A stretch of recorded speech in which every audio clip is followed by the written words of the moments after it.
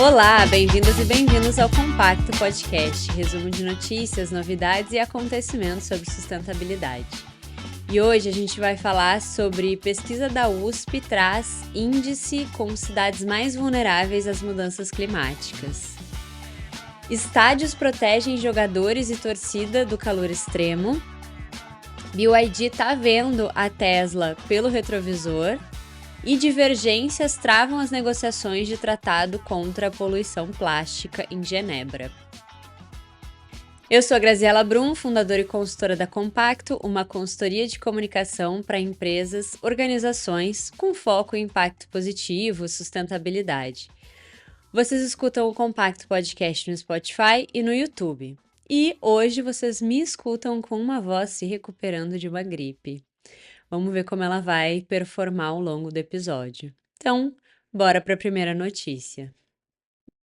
Um estudo que foi coordenado por pesquisadores da USP revelou um panorama que é preocupante sobre a capacidade dos municípios brasileiros de se adaptarem aos extremos do clima. Esse estudo ele é feito a partir do Urban Adaptation Index e ele traz um índice que é aplicado para mais de 5.500 cidades do Brasil. E esses cientistas demonstram como a falta de instrumentos de planejamento urbano, gestão de riscos, políticas públicas eficientes, estão aprofundando as desigualdades sociais e também expondo as pessoas a eventos extremos que nem enchentes, deslizamentos, secas e ondas de calor também. O estudo foi publicado na revista Sustainable Cities and Society e ele avalia 5 dimensões importantes para a adaptação das cidades. Uma é a habitação, a outra a mobilidade, sistemas alimentares, gestão ambiental e resposta a riscos climáticos. A escala desse índice vai de 0 a 1, 0 considerando uma baixa capacidade adaptativa e 1 alta capacidade.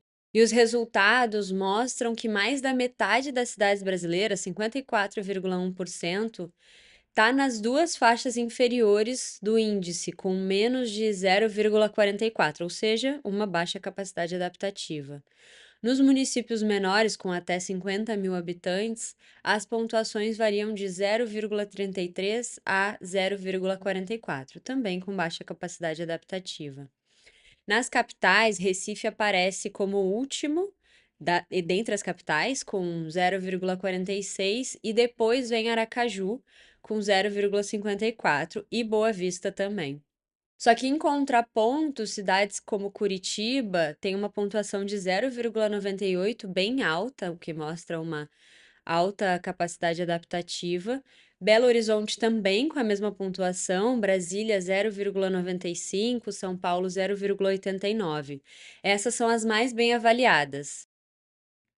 Só que nem essas cidades que têm uma pontuação muito alta, elas têm uma distribuição equilibrada da adaptação nos territórios delas. O que isso quer dizer?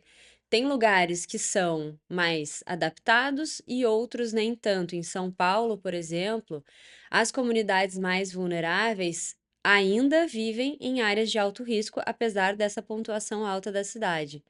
O Plano Municipal de Redução de Risco só foi publicado no ano passado, em 2024, e isso aconteceu depois da coleta dos dados desse estudo. A coordenadora do projeto, Gabriela de Júlio, da Faculdade de Saúde Pública da USP, comentou que essa ferramenta, esse índice, ele é um instrumento para subsidiar decisões locais com base em evidências, em ciência, em pesquisa. E essa pesquisa também mostra a importância de integrar justiça climática à gestão urbana. Afinal, a gente tem esse desequilíbrio muito claro e evidente em diferentes partes do território das cidades. O estudo aprofundou também a análise em São Paulo e em Brasília, que são duas cidades com pontuações altas, mas que têm desafios diferentes. Nas duas cidades, a desigualdade territorial compromete a eficiência das políticas de adaptação. Em Brasília, mesmo com todos os instrumentos técnicos que essa cidade tem, comunidades carentes seguem expostas a inundações e ondas de calor, por exemplo. O contexto do Brasil é piorado por eventos climáticos que são cada vez mais frequentes e intensos, né? Isso era uma coisa que antes a gente lia, ouvia, aparecia em pesquisa e hoje a gente vive no nosso cotidiano, né? Em 2023, há 2 anos atrás, o Rio Grande do Sul enfrentou a pior seca em 17 anos, seguida pelo ano seguinte, em 2024, por enchentes que mobilizaram ali pessoas, né, de lugar. Mais de 615 mil pessoas se deslocaram por conta desse evento climático. E esses desastres afetam principalmente quem vive em moradias precárias, sem acesso à infraestrutura, serviços públicos, pessoas em situação de vulnerabilidade, como a gente sempre fala por aqui, sofrem mais e sentem mais. Para os autores desse estudo, a vulnerabilidade climática do Brasil, ela vem de uma equação com dois pontos principais. Primeiro, o crescimento urbano muito rápido e desordenado, e o segundo, uma carência de infraestrutura, que tem ali a ausência de apoio federal com políticas públicas locais. E a expectativa desses pesquisadores é que esse índice AUAI, como eles estão chamando na sigla, ajude a embasar planos municipais de ação climática que fortaleçam a resiliência das cidades diante de um futuro onde esses extremos vão ser regra e não exceção. E aí eu vou aproveitar essa discussão aqui sobre adaptação das cidades e mudanças climáticas para trazer um trecho de um artigo científico que eu li recentemente, e ele é de 2014, isso me chamou muita atenção. Ele fala o seguinte: mudanças nos padrões de precipitação são previstas em todos os biomas, com fortes reduções, ou seja, secas, na Amazônia, Pantanal, Caatinga, Cerrado e norte da Mata Atlântica, e aumentos de precipitação, ou seja, mais chuva, apenas na região sul da Mata Atlântica e Pampa. Isso é um trecho de um artigo de 2014, como eu comentei. Então, é exatamente, 11 anos depois, é exatamente o que a gente está vendo. Então, assim, a ciência já está falando sobre isso há décadas, né? Agora a gente está vivendo de fato na pele o que já está sendo estudado e previsto há um tempo. Eu vou resgatar o link desse artigo, desse estudo completo, e vou deixar na descrição do episódio com os outros links das matérias que a gente comentar aqui. Quem for aí um ouvinte cientista, acadêmico e quiser ler o estudo completo, vai estar disponível. Isso me fez lembrar também do trecho de um livro que eu li no ano passado. Eu vou deixar essa dica completa no final do episódio.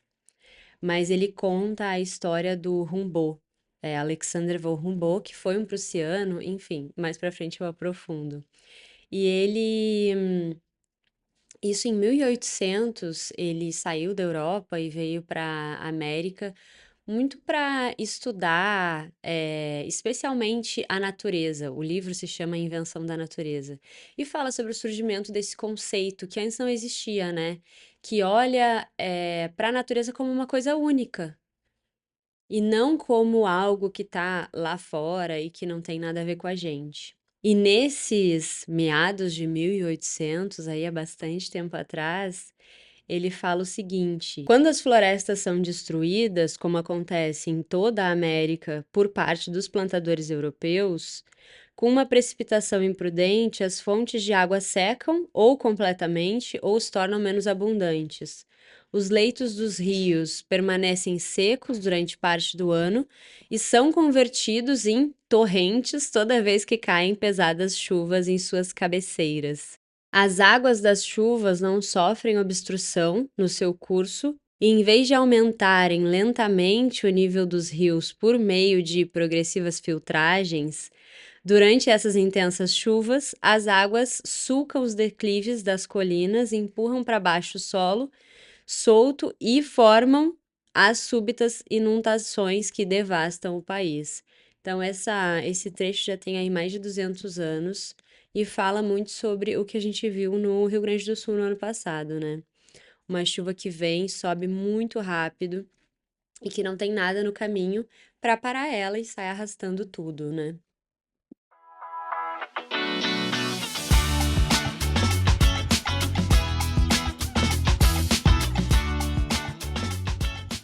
E ainda nessa temática clima, a gente vem para nossa segunda notícia, onde novos estádios estão protegendo jogadores e torcida do calor extremo. Esses arquitetos estão buscando formas de construir estádios mais preparados para enfrentar altas temperaturas com segurança para quem está neles, né? Sejam os atletas, os torcedores e um conforto maior para o público. No Egito, um novo estádio está sendo construído para o Clube Al Ahly, no Cairo, e está sendo projetado com um campo e mais da metade das arquibancadas são um pouquinho abaixo do nível do solo. E essa escolha, ela foi feita para atender restrições locais de altura, mas também ajuda a manter o espaço um pouco mais arejado, mais fresco nos dias de calor intenso. A ideia é conseguir aproveitar, através desse projeto, o resfriamento natural daquela localização, daquele formato. E a fachada, que vai ser feita com painéis de LED, ela foi desenhada com aberturas para facilitar a entrada da brisa também, do vento. E esse é um exemplo de soluções que os arquitetos vêm trabalhando e adotando para construir esses estádios que são mais preparados para o calor extremo. Em um mundo que a gente está vendo que está cada vez mais quente, né, para garantir o bem-estar tanto de quem está jogando quanto de quem está torcendo nesses espaços. Nos Estados Unidos, em Austin, outro estádio também está sendo projetado pelo mesmo escritório de arquitetura, que foi ali de forma estratégica pensado para manter o maior nível possível de espectadores na sombra durante os jogos. E o design aproveita a ventilação natural e os assentos de plástico também foram substituídos por cadeiras de malha, que ajudam a manter o corpo mais fresco. E no Catar, um dos estádios construídos para a Copa do Mundo de 2022 recebeu um telhado branco que reflete a luz do sol. Bom seria se fosse de planta, né? Que aí também absorveria. O outro escritório de arquitetura que está envolvido nesse projeto moldou o telhado de forma a direcionar o ar quente para fora desse ambiente. E ele pode ser estendido como uma vela, criando sombra sobre o campo, ou se fechar completamente, então ele é modulável ali, né? Um sistema de resfriamento alimentado por energia solar distribui ar frio diretamente a cada assento, enquanto cria uma bolha de ar refrigerada sobre o gramado.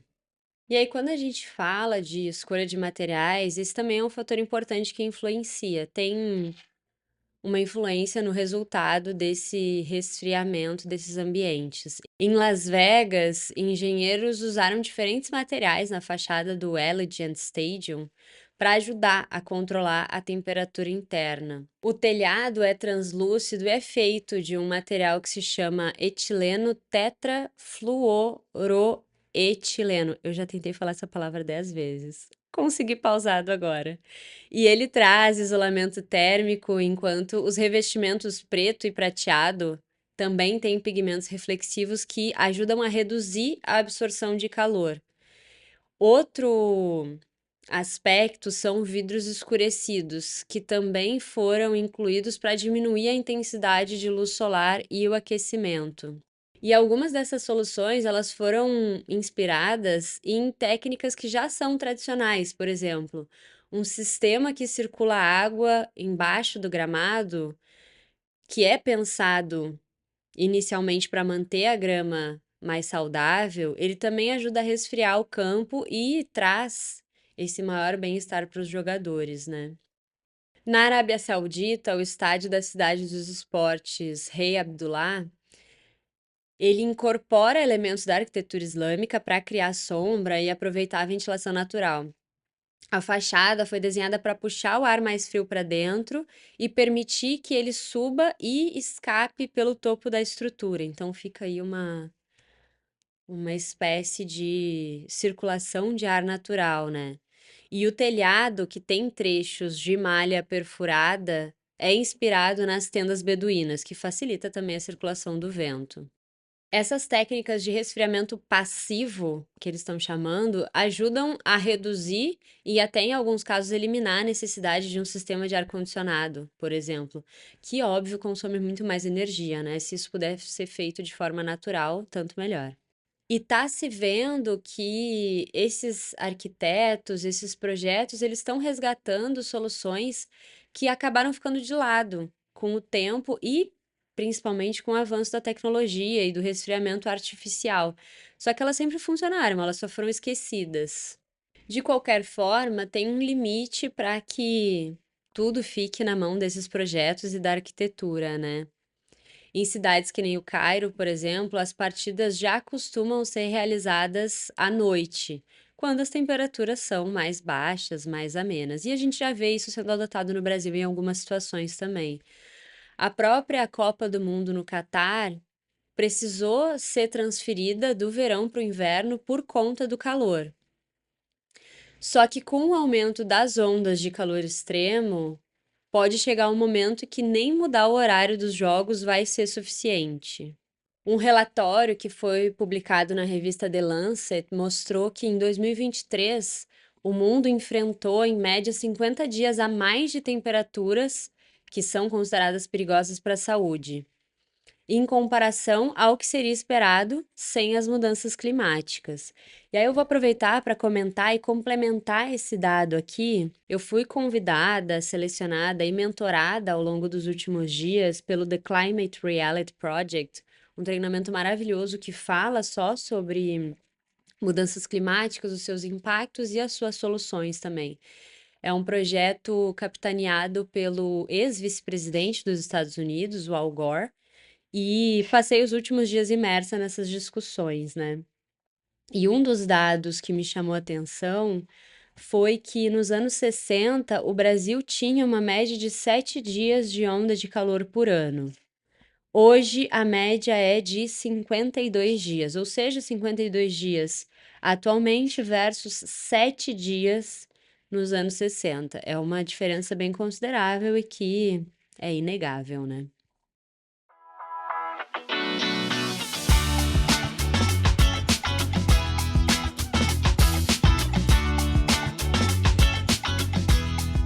Indo para nossa terceira notícia, a gente vai falar aqui um pouco de transporte, especialmente um transporte aí mais sustentável quando a gente fala de carros elétricos. E é importante a gente falar sobre isso porque o transporte, o setor do transporte, ele é um dos três maiores consumidores de combustíveis fósseis. Então, a gente sair de carros movidos a esse tipo de combustível, né, como a gasolina, e ter mais opções de carros elétricos é muito importante também para essa questão de mudanças do clima. A BYD está com uma estratégia e uma aposta bem ambiciosa no Brasil, está com um crescimento exponencial e aos poucos aí está deixando a Tesla para trás, que é a pioneira dos carros elétricos. As vendas da Tesla estão desacelerando, estão em queda em 5% na China e retração de 45% na União Europeia no primeiro trimestre de 2025. Enquanto isso, a BYD está registrando um crescimento. Em maio, ela conseguiu pela primeira vez ultrapassar a Tesla em vendas na Europa. E entre janeiro e março desse ano, a BYD vendeu 416 mil veículos elétricos ao redor do mundo todo, contra 336 mil da Tesla. Na Europa, o volume mensal da Tesla caiu 49% em relação ao ano anterior, enquanto o da BYD teve um salto de 169%. E se a gente considerar também os carros híbridos, que são carros que contam com motores a gasolina e elétrico, os registros de crescimento da BYD vão para 359%. A gente sabe que as pessoas ainda não se sentem muito seguras de comprar um veículo 100% elétrico, né? Então, esse movimento já está crescendo muito e que bom, mas ele ainda está pegando tração, digamos assim. No Brasil, a BYD inaugurou, no início de julho de 2025, no mês passado, uma fábrica em Camaçari, na Bahia, que marcou a estreia do país na montagem nacional de modelos 100% elétricos da marca. E quando a gente fala de tecnologia, apesar da Tesla ainda ter vantagem na sofisticação dos sistemas autônomos e de inteligência artificial, analistas especialistas falam que a liderança da Tesla já não é mais tão clara, especialmente quando a gente fala da China, que é o maior mercado automobilístico do mundo, porque é o mercado onde a BYD tem 21% de participação frente a 8% da Tesla. E boa parte desse crescimento se explica pela aposta da BYD em integrar as operações e dominar a cadeia de tecnologia de bateria, o que reduziu custos e permitiu avanços tecnológicos mais rápidos. No início desse ano, a empresa lançou um novo sistema de carregamento que é capaz de adicionar cerca de 470 quilômetros de autonomia em só 5 minutos. E também anunciou a tecnologia Olho de Deus, God's Eye. É um sistema avançado de assistência ao motorista que estreia a entrada da empresa na corrida global pelos veículos autônomos, que a Tesla já é bem conhecida. Esse olho de Deus, ele não chega a ser um sistema de direção totalmente autônomo, que nem o da Tesla, mas ele oferece ali algumas funcionalidades, que nem navegação em rodovias, troca automática de faixa, algumas coisinhas, primeiros passos. Ele está disponibilizado sem um custo adicional em alguns modelos, e a Tesla cobra em separado por essa funcionalidade. E esse momento de desaceleração da Tesla, ele pode estar sendo aprofundado por decisões polêmicas do seu CEO, Elon Musk. As posições públicas do Elon Musk são mais alinhadas a causas conservadoras, nacionalistas, antiambientalistas também, dos Estados Unidos do governo Trump, né?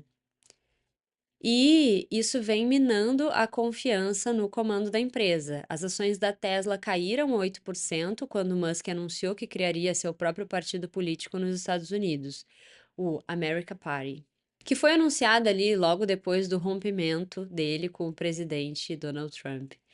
E as ações da empresa já acumulam uma perda superior a 21% nesse ano de 2025.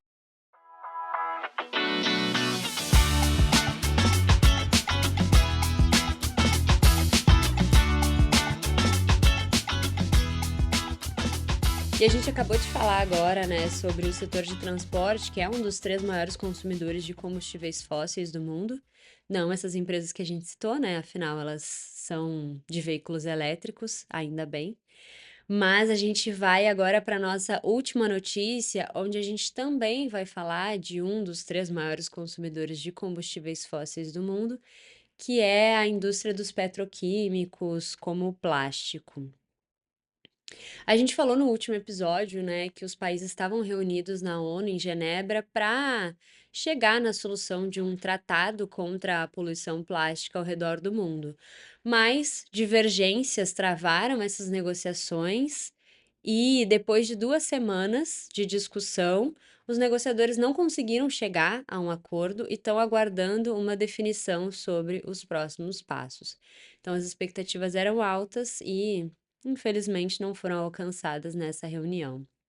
E as razões desses impasses não foram muito diferentes das que já vinham acontecendo, elas seguem as mesmas. Estados que são referência na indústria do petróleo estão resistindo à imposição dessas restrições de produção de plástico virgem, enquanto a coalizão de alta ambição, que é formada por 74 países, está pressionando para ter limites a essa produção e um controle maior sobre aditivos químicos perigosos. Se você não ouviu o episódio de número 10 e quer saber mais a fundo sobre essa disputa, essas discussões, já coloca aí na sequência para ouvir que ali a gente explica melhor essa rixa, digamos assim, entre esses dois lados.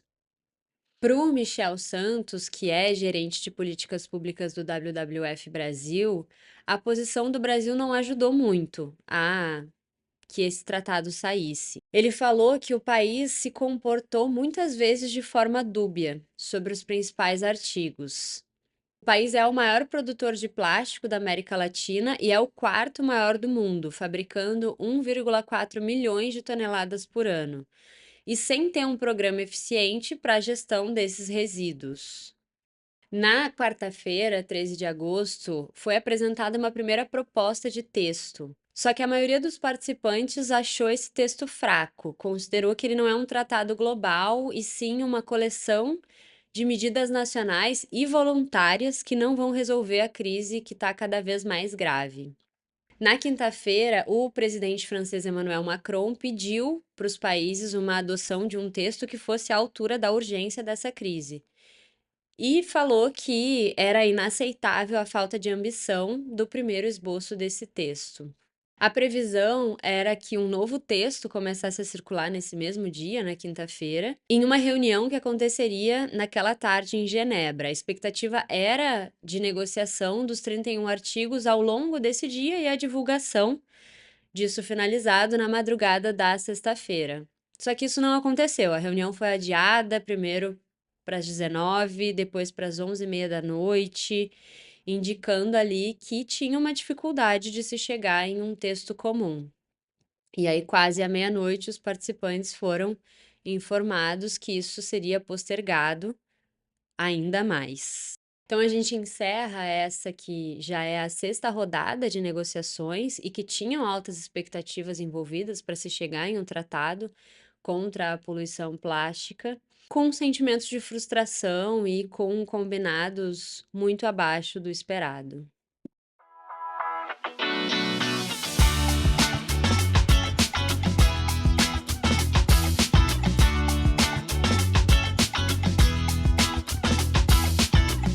E agora a gente vai para nossa sessão de dicas, já no terceiro episódio consecutivo, ó, ela tá se mantendo. E eu vou comentar um pouco mais a fundo sobre esse livro que eu falei ali no início do episódio, que é A Invenção da Natureza, da Andrea Wolff. E ela conta a vida e a história do Alexander von Humboldt, que foi um naturalista, um explorador e geógrafo também prussiano, e que veio para a América ali em meados de 1800 para estudar, viajar e conhecer melhor esse território. Ele foi uma figura que inspirou muitas pessoas depois dele, especialmente Charles Darwin, a desenvolver ali a sua obra e construir a sua carreira profissional dentro da botânica e do naturalismo. E ele vai contando ali de forma biográfica, né, sobre a história do Humboldt e as descobertas dele, e também, como o próprio título do livro fala, né, um pouco sobre como esse conceito de natureza foi se construindo através do trabalho dele. Porque antes a gente não tinha essa visão única da natureza, que um musgo que estava em um vulcão lá na Europa podia ter algo parecido aqui na América do Sul. Não existia esse conceito único de natureza, e o livro brinca, né, e fala justamente sobre isso, a invenção da natureza, quando a gente fala em termos de conceito, né? É um livro muito bom. A escrita é ótima, eu super recomendo para quem gosta desse formato de biografia e para quem gosta, se interessa, né, pela área e discussões ambientais também.